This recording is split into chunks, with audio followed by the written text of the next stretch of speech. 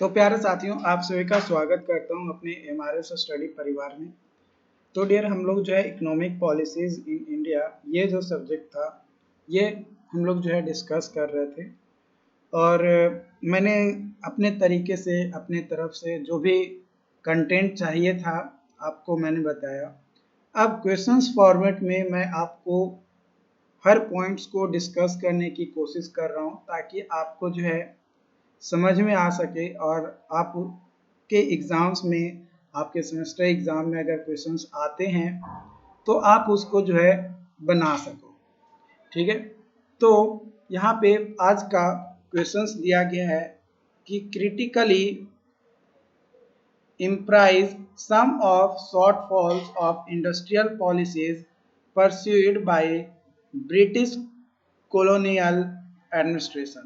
जब British colonial administration था, उस दौरान शॉर्टफॉल देखने को मिला था इंडस्ट्रियल पॉलिसीज में।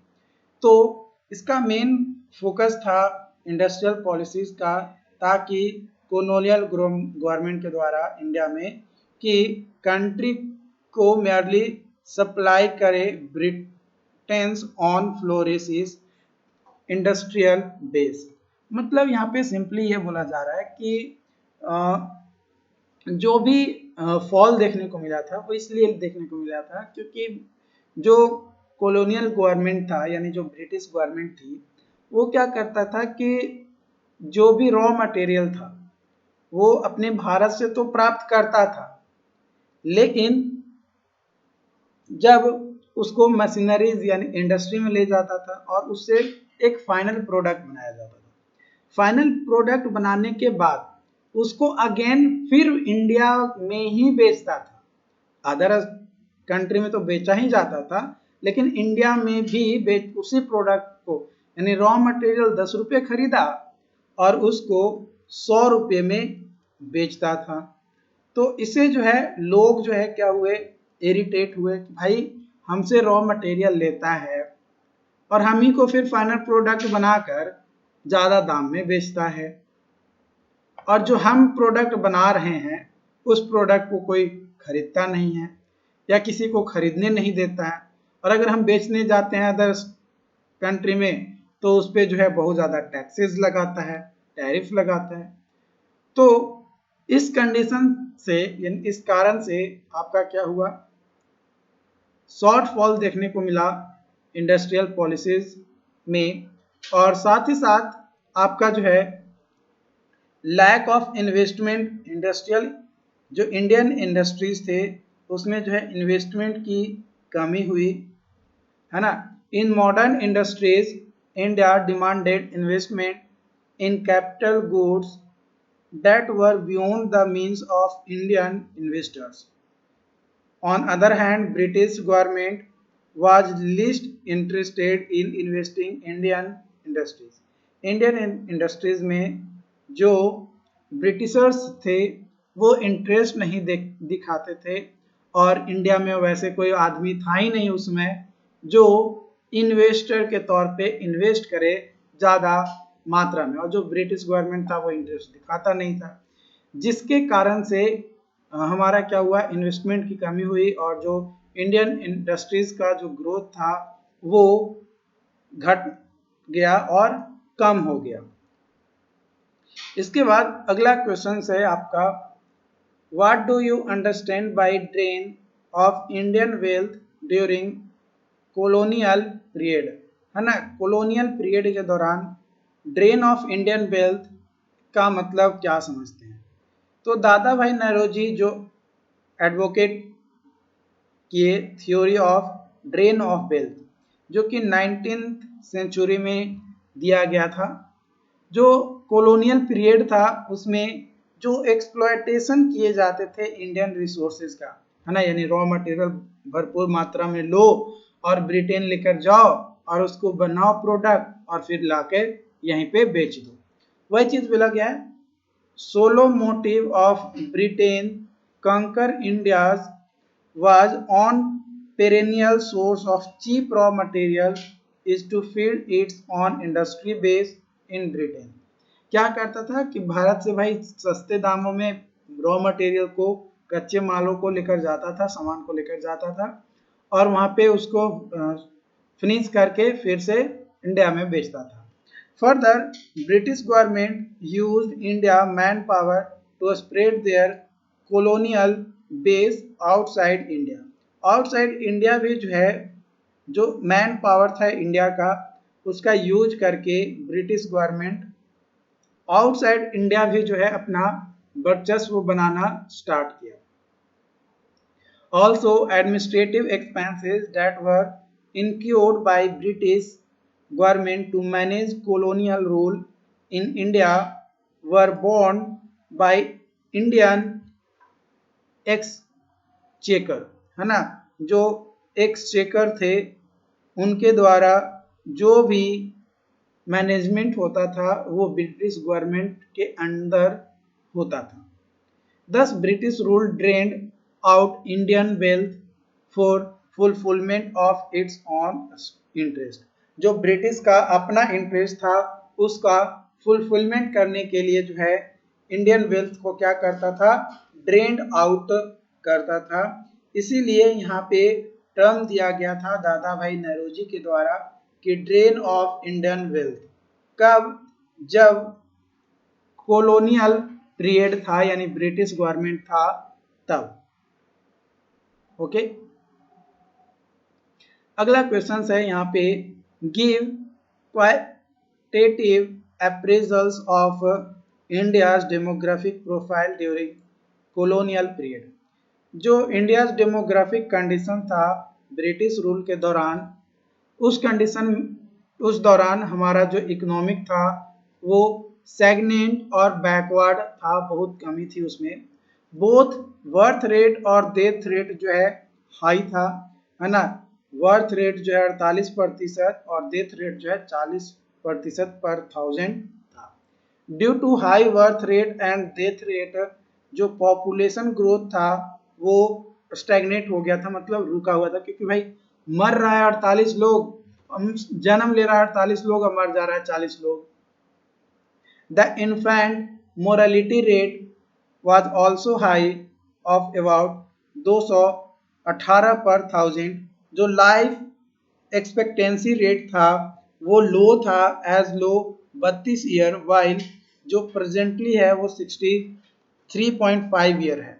लिटरेसी रेट के बारे में बात किया जाए तो लेस देन 16% था, जो कि डिनोट करता है सोशल बैकवर्डनेस और जेंडर बायस इन इकोनॉमिक में जो है जेंडर बायस होते थे। We can infer from the above figures, है ना, यानी जो यहाँ पे डाटा दिए गए हैं, फिगर का मतलब यहाँ पे आप लिख सकते हो डाटा, है ना। फिगर का मतलब यहाँ पे क्या लिख सकते हो, डाटा, है ना, DATA, डाटा आपको जो है लिख देना है। Okay, that India was featured with massive property, low standard and quality of living, low survival rate in country। Country में लो स्टैंडर्ड था, पॉवर्टी ज़्यादा था, क्वालिटी ऑफ लिविंग भी कम था और सर्वाइवल रेट भी जो है हमारे देश में क्या था, कम था। The lack of health care facilities, lack of health awareness main issues था behind the demographic condition of India, है। इस तरीके का जो डेमोग्राफिक कंडीशन था उसका मेन कारण था हेल्थ अवेयरनेस ना होना और हेल्थ केयर फैसिलिटीज ना होना, ये मेन कारण आपका यहाँ पे था। बात किया जाए अगली क्वेश्चंस की ओर तो highlight the silent feature of pre independence occupational structure. Pre independence से यानी है इंडिपेंडेंस आज़ादी मिलने से पहले जो हमारा ऑक्यूपेशनल स्ट्रक्चर्स था उसका क्या साइलेंट फीचर था, तो सबसे पहला साइलेंट फीचर था एग्रीकल्चर, जो कि प्राइम ऑक्यूपेशंस था, जिसमें नियरली 85% जो भी पॉपुलेशन था, मान लो कि अगर 100 लोग काम कर रहे हैं तो उसमें से 85 लोग, है ना, उसमें से 85 लोग क्या थे, कृषि करते थे, खेती पे डिपेंडेंट थे। ओके, वही अगर बात किया जाए इंडस्ट्री की तो ब्लिंक ऑक्यूपेशंस था। अपार्ट जब फ्रॉम एग्रीकल्चर स्मॉल प्रोपोर्शन जो था पॉपुलेशंस का, जो कि नियर बाई 10% था टोटल पॉपुलेशंस का, वो इंडस्ट्रीज में काम करते थे, इंडस्ट्री सेक्टर में या मैन्युफैक्चरिंग यूनिट या जगह पे क्या किया जाता था, काम किए जाते थे। Further lack of investment initiatives and unfavourable tariff structures constraint industrial sector. Industrial sector में जो है कमी एक तरीके से देखने को मिला। क्यों? क्योंकि वहां पे इन्वेस्टमेंट ज्यादा नहीं किए जाते थे, इस कारण से। उसके बाद अलावा अनबैलेंस्ड ग्रोथ था, है ना, ये भी हमारा फीचर्स है। क्योंकि जब हमारा आज़ादी हमें नहीं मिला था तो उसमें एग्रीकल्चर पे ज़्यादा फोकस किया जाता था और इंडस्ट्रियल पे, और ये इंडस्ट्रीज पे फोकस इसलिए किया गया क्योंकि कई बार क्या होता था कि प्रोडक्ट्स रॉ मटेरियल्स यहाँ से ब्रिटेन ले जाने में कुछ प्रोडक्ट्स वैसे होते थे जो कि खराब हो जाते थे, तो उन चीज़ों को मेकअप करने के लिए, उन चीज़ों को कम करने के लिए, ताकि उसका यूज करके इंडिया में ही उसको बनाया जाए, प्रोडक्ट किया जाए, इसलिए जो है ग्रोथ में क्या होगा, अनइक्वालिटीज देखने को मिला, अनबैलेंस्ड देखने को मिला। ओके, तो ये मेजर 3 साइलेंट फीचर्स थे जो कि आपको जानने थे। और अगला क्वेश्चन है आपका, underscore some of India's most crucial economic challenges at the time of independence. जब हमें आज़ादी मिली थी तो आज़ादी के टाइम में इकोनॉमिक चैलेंजेस कौन कौन से थे? तो सबसे पहला चैलेंजेस था low level of agricultural productivity. Agriculture में 80% लोग काम तो करते थे, लेकिन उससे जो प्रोडक्ट मिलता था, जो प्रोडक्टिविटी उसमें थी, वो बहुत ही कम था, है ना। प्रोडक्टिविटी क्या था? बहुत ही कम था। उसके अलावा आपका infant industrial sector, India failed to develop sound industrial base during the colonial rule. In order to develop industrial sector, India needed huge capital investment, infrastructure, human skills, technical know-how and modern technology. लेकिन ये सभी जो है India के पास नहीं था, जो कि एक मेजर चैलेंजेस बना। क्योंकि भाई ऑब्वियसली अगर डेवलप करना है किसी कंट्री को तो उसमें इंडस्ट्रीज होना जरूरी है, तो वो धीरे धीरे धीरे धीरे जो है उसमें स्टार्ट हुआ। लैक ऑफ इंफ्रास्ट्रक्चर्स, है ना, हमारे कंट्रीज में कई सारे इंफ्रास्ट्रक्चरल डेवलपमेंट सब कंट्री में सफिशिएंट चेंजेस करने पड़े, जो कि इम्प्रूवमेंट किया गया, जो कि प्रॉपर सफिशिएंट नहीं था आपका एग्रीकल्चरल और इंडस्ट्रियल सेक्टर। इसके अलावा इनइक्वालिटीज और पॉवर्टी, ये भी जो है मेजर चैलेंजेस बना।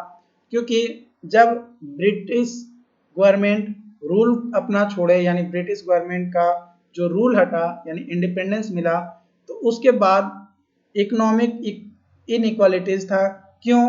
क्योंकि भाई मेजर ऑफ द पॉपुलेशन, है ना, मेजर ऑफ द पॉपुलेशन जो था वो गरीब था, और मात्र कुछ परसेंटेज, एक लिमिटेड परसेंटेज ही जो है आपका अमीर था। तो वो भाई अमीर आदमी सारे गरीब को कैसे पैसा दे देंगे? पॉसिबल है? नहीं पॉसिबल है।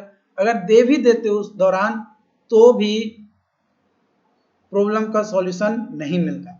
तो इनइक्वालिटीज और पॉवर्टी भी एक मेजर कारण था जब हमें आज़ादी मिली थी उस दौरान। आई होप कि आज का सेशन आपको जो है समझ में आया हो, और अगर कोई डाउट्स रहता है तो आप हमें चैट बॉक्स में ज़रूर बताइएगा, और अपने दोस्तों के साथ शेयर ज़रूर कीजिएगा इस सेशंस को, ताकि उन्हें भी इसके बारे में पता चल सके। Thank you so much.